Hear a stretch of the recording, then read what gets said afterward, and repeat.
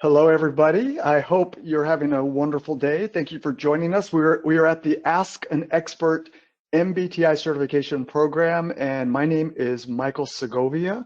Just a few things. We want to make sure that we hear from you, and so please use the question function in GoToMeeting to put in any questions. We also did receive a number of questions from people, and so I've created slides based on those questions. However, as we go through our time today, please do add in any other questions. Just want to make sure I'm not missing anything else. I think that's a good place to start. Let me share a little bit of information about who I am. Again, Michael Segovia. I'm a senior consultant with the Myers-Briggs Company. I've actually been with the Myers-Briggs Company for over 32 years. That's quite a long time, more than half of my life. I am a certification faculty for, of course, the Myers-Briggs type indicator, as well as the CPI 260, the FIRO, the Strong Interest Inventory, and the Vita Navis platform. In fact, I just finished a Vita Navis platform certification about 15-20 minutes ago. My background is in clinical psychology with a specialization in assessment, administration, and interpretation. And just by chance, about 3 years ago, I took a certification on how to deliver virtually. Who knew how important something like that would be, considering our current circumstances where most of us are doing training in a virtual setting. And I'll talk a little bit about that, of course, as we move through our time today. By the way, the picture I'm showing on screen is of me with I have many mentors, but these are the two people who I think really taught me the most about the MBTI. And every time I deliver training, including certification, I often ask myself, would Linda Kirby and Nancy Barger be proud? Because they put so much time and energy to teach me what I've learned. And I always want to make sure that I acknowledge them and think about their legacy moving forward in the work that I do. Our agenda today, we're going to start with a quick poll. And then I'm going to just share my certification journey. We'll then look at what are the objectives to the certification program, and then your questions answered, because thank you again. A number of questions came in ahead of time, and we have some answers for you. Again, as you have other questions, feel free to put them in place. Okay, so here's our poll. What's your experience with the MBTI framework? Jen is putting that poll up. I believe it'll come up now if it's not there yet. What's your experience with the MBTI framework? And Jen, I'm not seeing it, but I'm assuming everybody else is. Just want to make sure we're okay there. And poll results. Okay, oh, you know what? I just have to click on poll and it's right there. All right, so what we're seeing is 25%, I am an MBTI practitioner and I use it often. So we have a number of people who are already certified. Great to have you back, especially if you were certified more than a few years ago. We now offer certification on the global Step 1 and Step 2. It's a revision of the MBTI from 2019. I know a number of people, if you were certified before that, you were certified on Form M and Form Q. We now have Step 1 and Step 2. 0% wrote, I am qualified, but have never used it recently. 75%, I have received MBTI feedback, but have, and I'm not seeing the rest of it, maybe if I expand on that a little bit more, but have not been certified. And I'm really curious from that 75%, as we go through our time today, what are you hearing based on the feedback you've been given that was correct? And maybe what has been incorrect? Because sometimes you'll find, and I find this with people who are educationally qualified, not certified, and I'll talk about that difference today, that because they didn't go through the certification, they might not be using the right language. They might think of the MBTI as a trait assessment, telling us how much of something we are when it doesn't do that. So I'd be very curious to hear from that 75%. And by the way, 0 from those other two answers. Great. Good to know who we have in our room today, in our session today. And again, please feel free to keep adding in any other questions as well as we move forward. I went too far. All right, MBTI certification. Just a quick look at this journey that I've had over the years, learning about the MBTI. And I would tell you, it's a lifelong journey. So I was first certified, I think it was the early 90s, perhaps the late 80s. Since that time, I oversaw the US certification program providers. We used to have about 8 different organizations who delivered certification, and so I oversaw that work. I've been trained and influenced by who I consider the legends in this field. People like Kathy Myers and Peter Briggs Myers, the daughter-in-law and son of Isabel Briggs Myers, along, of course, with Linda and Nancy and Jean Kumaro and Judy Gruder and Jerry McDade and Elizabeth Murphy and Charles Martin and Naomi Quenk.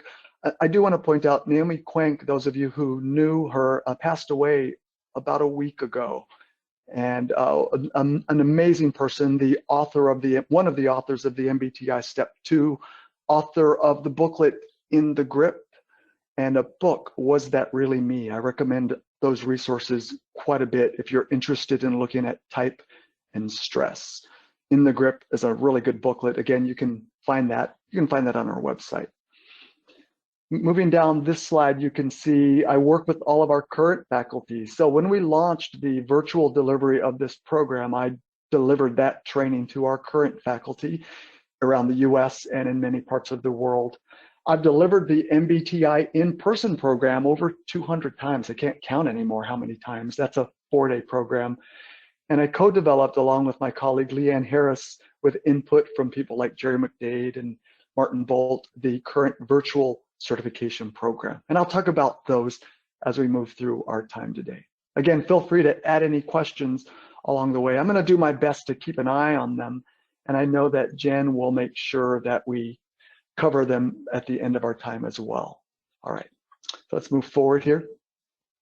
So in terms of key MBTI certification objectives, one of them is about certifying you to purchase and administer and interpret the MBTI Step 1 and Step 2 assessments and reports ethically and competently. And we are all about the ethical and competent use of all of our assessments, including, of course, the Myers-Briggs type indicator. The ethics are around knowing when and not when to use the MBTI, knowing proper language around using the MBTI. Competence is around different ways to apply it. And I'll cover some of that, like team building and leadership development and so on. You'll see the second bullet is then continuing that, building your skills in applying the assessments, Step 1 and Step 2 with teams, with individuals for leadership development and coaching. I always say to people, if you were certified maybe 15 years ago, you would have learned a lot about the history of the MBTI assessment, a lot around the psychometrics of the MBTI assessment. However, and I've been through all of the programs, we didn't cover enough, I felt, around the practical application of the MBTI assessments. And so we've covered, we include a lot of that, we cover a lot of that in the current certification program.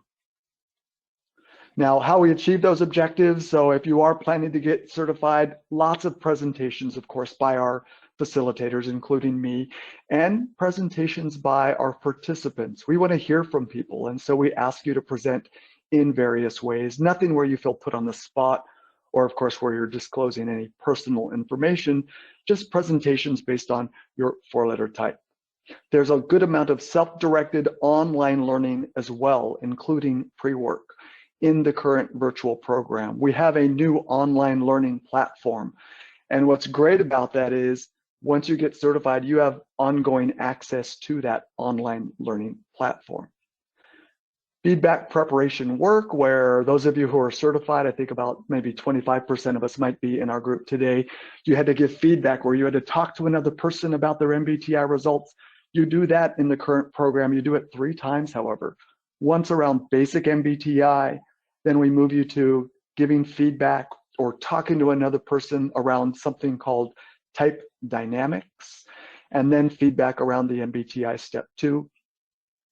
Another way to achieve the objectives in our program is real-life examples that I can't help but share, and we always encourage people in programs. We never require it. We encourage them in a virtual program to unmute and share a personal question or comment, and in person, of course, just to raise a hand and share anything. That's real life. To take it beyond just reading about 4-letter type in a booklet, to hearing somebody talk about their preferences for ENTJ and what it might mean in specific situations. Of course, we have lots of breakout activities and opportunities to practice. And if you are considering getting certified, there is an exam that you complete at the end of that time. It's a 65 question exam. And so you need to get you can, I think, miss up to 13 questions to get that 80% cutoff. And most people pass. Most people do really, really well, as long as they stay engaged and they use the resources, of course, that we provide. All right.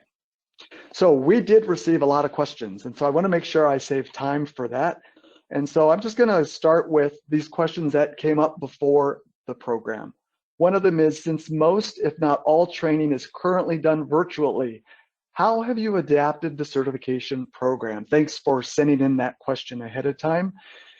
And just a quick look at what we've done is we've taken different features. We typically use Zoom to deliver certification, and we use those features quite a bit. Audio, of course, and video. We like people to be on camera as much as they can. We know sometimes internet connections won't allow for that. We have lots of breakouts happening, and we try to make sure we have these spread out throughout the 4 days because it is a 4-day program, and we want to have people engage with each other, not just having to listen to us, the facilitator.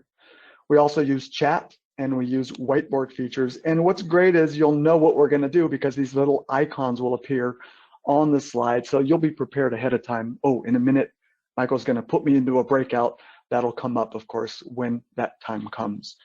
And of course, we want to honor all preferences. And we know some people, like maybe me, I like that solo work. I like that time to sit back and reflect and think about something before I have to say it. So we also include some solo work as well. And as I mentioned, there is this new online learning platform, which is part of what you do to prepare for the program and what you do in between sessions and what you do each night as part of your home learning. There is home learning or homework that is part of the program that then helps you the next day for whatever is covered. Before I move beyond this, I do want to just share a few virtual delivery lessons, because there are a few lessons that you pick up along the way. I've been delivering virtually since April of 2020. So that's over a year and a half or so. One thing is about just expect the unexpected. Things will happen, and it's sort of, you just have to roll with it. I was delivering a program and my internet went out. So I just got on my phone and I was able to deliver that next session on my phone, and it worked perfectly fine. We like using a producer. That's that person who handles the technical behind the scenes steps. Some people don't. My preference though is to have somebody there to help with that production. Pick a platform or two and play with it. So I have delivered the MBTI certification virtually on GoTo. I'll just admit my preference is Zoom. To me, that it's just sort of an easier platform to use. Do be prepared and don't worry about it. If dogs, cats, and kids come into your screen, that's perfectly fine. One of our trainers was delivering and one of his little sons walked up and he nicely said, "Daddy's working," and the child moved away and that training was able to continue. Don't worry about it. I think it's perfectly okay. And then just embrace this new way to teach and train and learn. I had never even heard of Zoom in February of 2020, and now I use it on a daily basis along with other platforms as well. All right, I'm going to move to the next question, and the next question we received ahead of time is certification available in every country? Another really good question. We have certification all over the world. Here's just a list of some of those places. I have a link here if you want to write it down or even just take a picture of this slide, where you can find a certification program pretty much anywhere. In fact, if I go to my iPad, I can even see, for example, once you click on this link, you can see all the places in the Americas where you can get certified, all the places in Asia Pacific, Europe and Central Asia, the Middle East and Africa, and the list is ongoing. I wouldn't be able to fit it even on a slide or 2 or 3. So do reach out. That link will help. If you need additional help, of course, we can help you get connected to the certification program in your region. And I know in our session today, we have a number of people from around the world. All right. Another question. I was certified many years ago. What topics are covered now? And this is, again, another question. Thank you for sending it ahead of time. And you'll see in terms of the topics, day one might look familiar to you if you're already certified. Group feedback, we get into the construction of the MBTI assessment to help people see this was not written overnight. There's a lot of work that goes into the development and ongoing research and development of the MBTI, step 1 and step 2. And we also look at day one, this is the afternoon, step 1 team learning tasks, which gives people a practical way to start using the MBTI right away. So they could, that following week, walk into their company and start to introduce to a group of people what the MBTI is really about and do a few learning tasks or exercises to help people understand their preferences more fully. Day 2 then covers administration, which is around helping people understand what mindset should they be in when they answer questions on the MBTI. It's a crucial part to understanding what your preferences are by answering in the mindset where you are removing roles and expectations from work, you're removing roles and expectations from home, and just answering how you prefer as if you have nothing and no one to answer to. That's what we mean by mindset, and that's what's covered in the administration part of the program.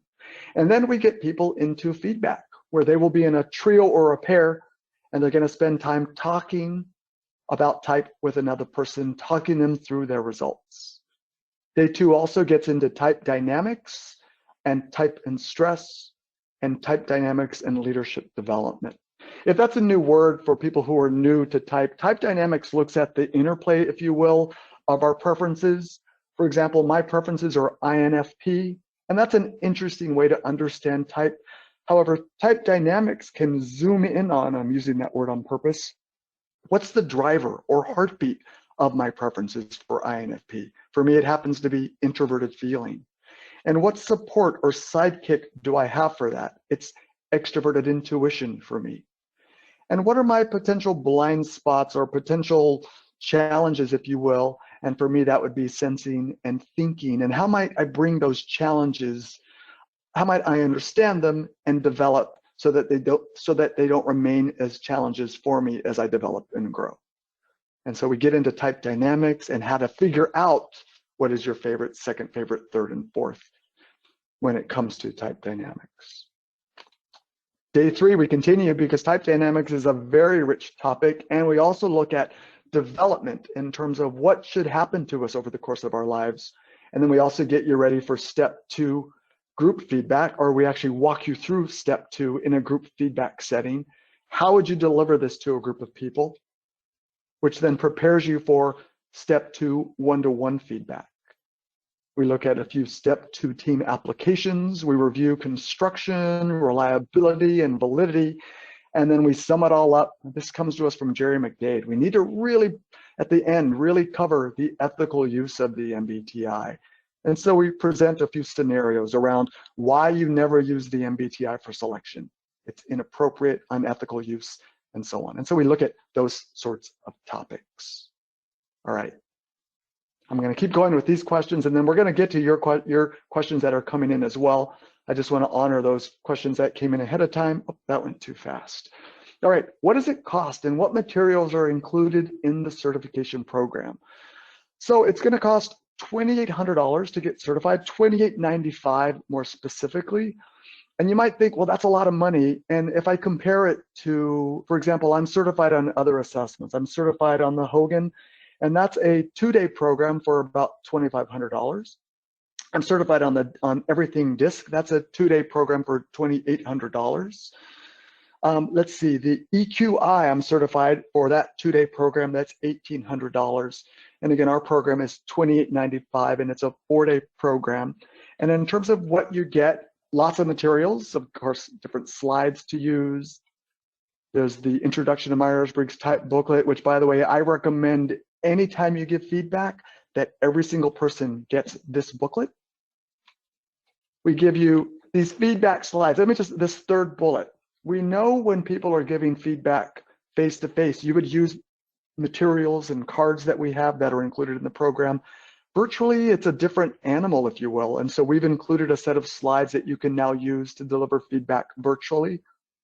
We also have step 2 resources that are included in your certification. There's a user's guide that's in a PDF, by the way. We have Near the bottom of this slide, if you're giving feedback using the MBTI Step 2 virtually, we include a set of slides there. These are brand new slides that we've developed because of the virtual requirement that we are in now. And of course, there's the brand new global Step 1 and Step 2 manual.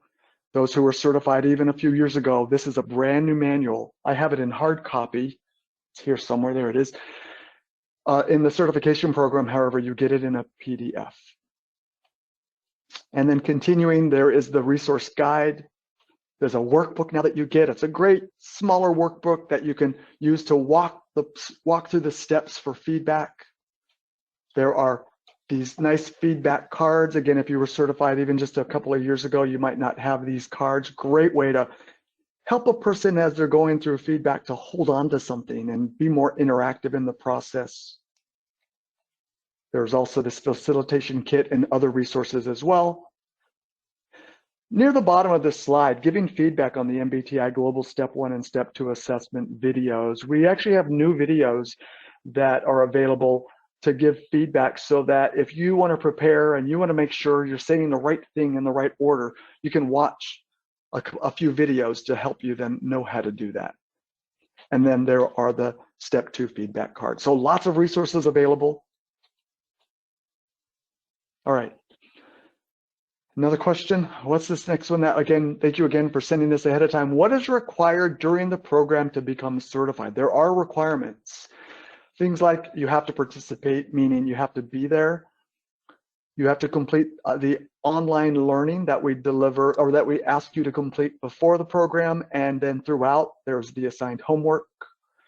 There are the feedback activities. There's the exam. And I know a lot of people get nervous about taking an exam. I'm one of them. I hate having to take an exam. It's okay, because if you don't do well on it, no one will know. You will know, the trainer will know, and one person at the Myers-Briggs Company will know. There is a short answer essay retake that you can complete if you do not pass that exam. And that's something that we've always had available. I know one of the questions that came in related to this was, is there an age requirement? And it's really just high school diploma and up. We used to require a bachelor's degree. And I remember firsthand, I was observing a certification program, and there was a clinical PhD psychologist who I could tell really wasn't getting it. And it made me realize it's not really that degree that qualifies you to get certified. It's your investment in understanding and being open to this idea of preferences that will help you. And so we removed the bachelor's degree requirement, and now it's a high school diploma. That is the only requirement to register for certification. All right, another question that came in, what happens after the program? Because you're going to go through 4 days with us, and it's a good 4 days. However, we also understand it's really just the beginning, like the tip of an iceberg. To become that expert, it requires lots of practice to get that increasing depth of knowledge. So I always encourage people, start practicing right away, because if you don't use it right away, you're going to lose a lot of what we teach. Now, what's great is you get this ongoing contact from the Myers-Briggs Company. So right after the program, of course, you get your MBTI certificate. You get to then download the official MBTI logo that is only available for people who are certified. You also get contact from your regional consultant and inside sales representative. And we send resources out after the program. You get ongoing access to the MBTI certification online learning platform. We've also developed this 1-year online refresher course where basically I was delivering a program and we had a film crew film it, and then we put that into a program where let's say you get certified and you start to use it maybe a month later and you need a refresher, you get access to that refresher course 1 year after you start it. So it's just a great way to remember, what did Michael say about, or what did my trainer say about? That refresher course is a good resource to have. You also get virtual feedback and workshop delivery tips and resources. You get the feedback cards that we have in hard copy form. You get them in virtual form.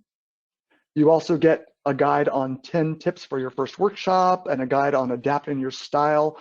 and an MBTI playbook, which gives you just ideas to consider as you are putting workshops together. We know we're going to teach you a lot. You need more after that program, and these are some of the resources that you get after the program. Your regional consultant and inside sales representative, they are great resources to follow up with. They will reach out to you. Great resources to help you see what you might want to do based on other types of customers they work with. All right. What kind of team conflicts can the MBTI framework help resolve? What kind of team conflicts? So communication issues, without a doubt, managing change, helping us understand that some of us handle change in a very different way than others of us. Leadership development, where we explore that any type can be a great leader. The best leaders are those who know how to flex to the needs of their followers. And so we explore our leadership styles. Problem solving, looking at the Z model, sensing and intuition, thinking and feeling, and helping us find a more balanced way to problem solve, a more effective way to manage conflict. That conflict isn't necessarily bad. However, we need to understand differences and appreciate differences when we are dealing with conflict, even differences around work environments. What work environments do some people prefer over others? So that's just sort of a quick look at some topics that the MBTI framework can help us address. All right. Does the company assist in analyzing data from clients taking the MBTI assessment? This came in just yesterday, I think this one came in.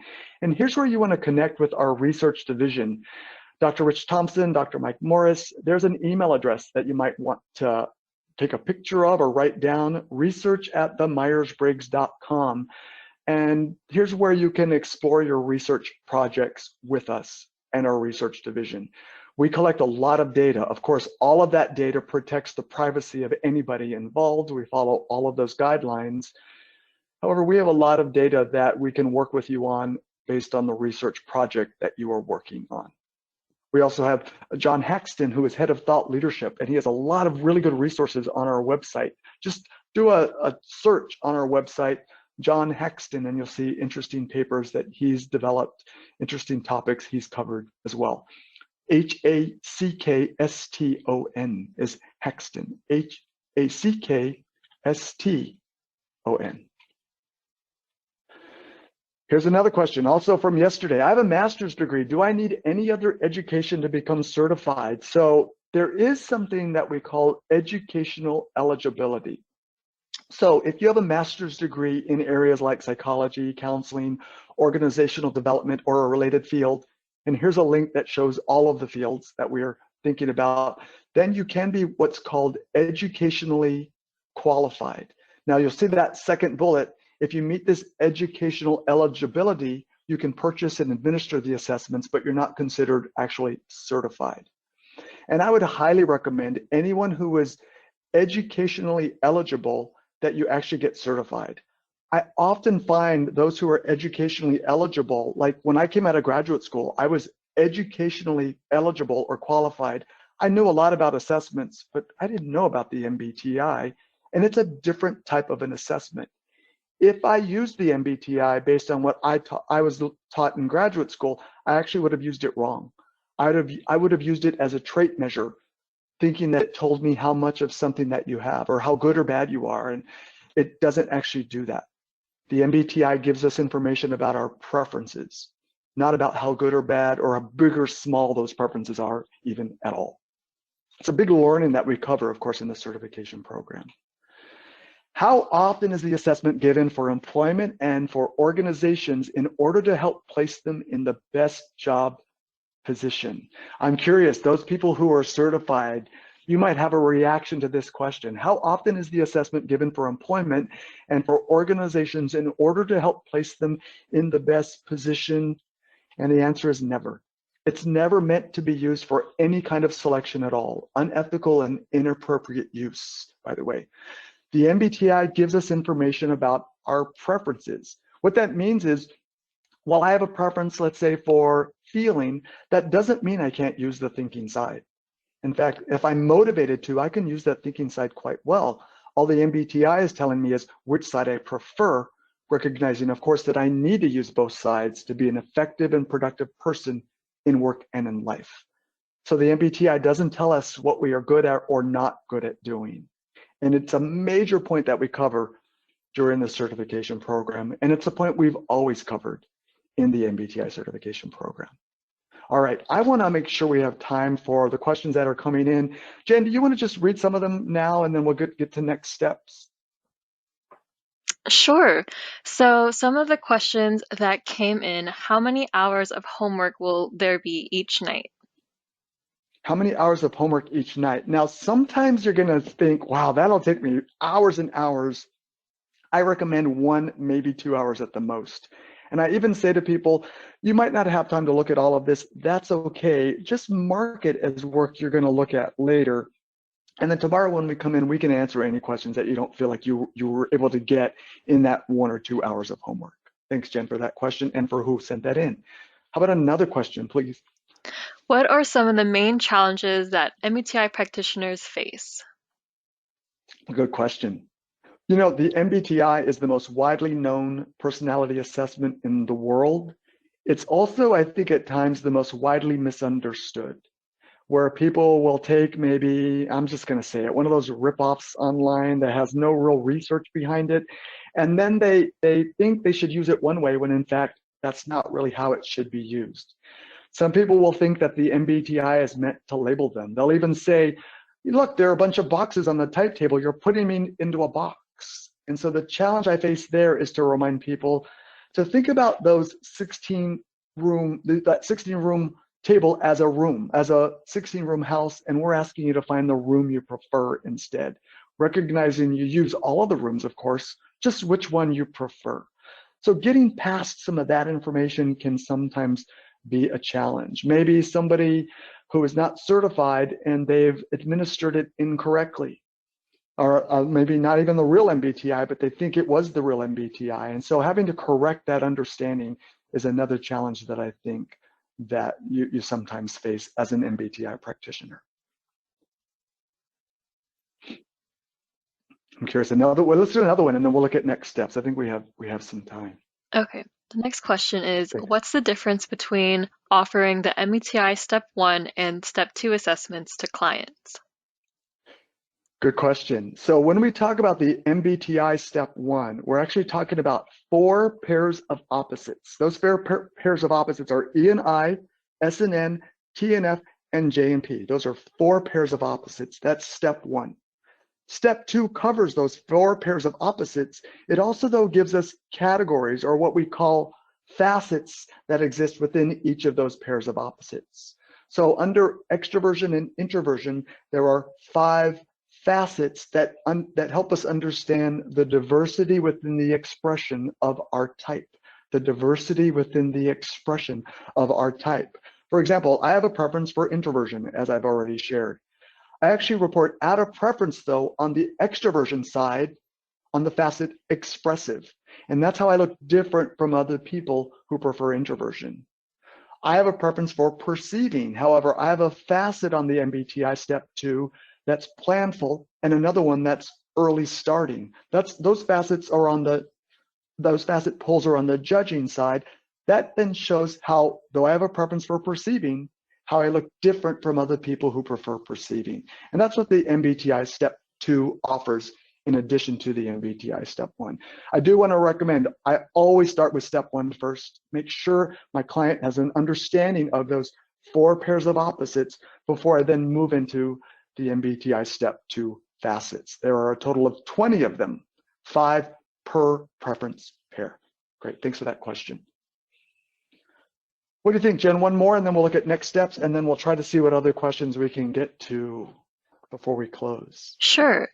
So next question, can you use the MBTI to assist clients with goal setting and factors that may be holding them back based on their personality type?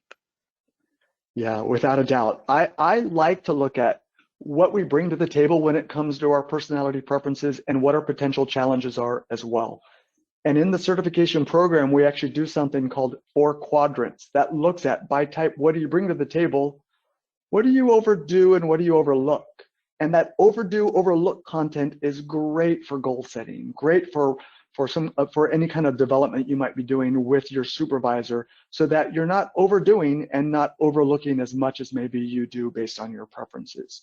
Again, though, any type can do anything, and so it's a great way to understand, maybe this is what I do, here's how I might want to flex moving forward so that I can become a more developed, a more effective, a more differentiated person as I develop and grow. All right, let's get to next steps, and then we're going to try to keep it open for more time here. And I'm going to pass this over to Jen now to take us through these next steps. Thanks, Michael. So thank you so much for sharing what to expect from our MBTI certification programs and the value the MBTI tool can bring to your personal and professional development. Whether you're a team leader, an individual consultant, or an MBTI enthusiast, becoming an MBTI certified practitioner will lead you to a greater understanding of yourself and others. If you're interested in getting MBTI certified, we will be sending out more information about the upcoming program dates you can sign up for. We'll also be sending this recording along with the slides. So we do have a little more time for questions. Another question that came in was, the first time I took the MBTI assessment, the results were ENTJ, and then a coach who was certified told me I was an ENFP, and I retook it again, and I was in fact an ENFP. Why were my results different? Why do you get different results? You know, it goes, thank you, Jen, for that question and for the person who sent that in. It really starts with your mindset the first time and any time you take the MBTI assessment. So for the person who asked that question, I would ask you, when you first took the MBTI, what was your mindset? Were you able to remove roles and expectations from work and home and just answer how you prefer or not? I do want to say, when it comes to working with a practitioner, we as practitioners never want to tell a person their type. We never want to say, all right, so we're running out of time, let's just go with ENFP. Instead, we want to keep giving them ways to explore their preferences, so in the end, you come up with what your best fit type might be. So in this case, ENTJ, ENFP, I would give you a homework assignment around, over the next week, explore how you make decisions, and let's come back and talk about it. Or try to make decisions just using thinking for 2 days, and make decisions just using feeling for 2 days, and let's come back and talk about it. And then I also want to bring in the MBTI Step 2, because likely that's going to give me really interesting information around where you might have facets on the opposite side of your preference, why you might then, when you take the assessment, report near the middle. We call that somewhat likely, because it's typically people who report near the middle when they take it again who will get a different result, not typically people who report near the ends.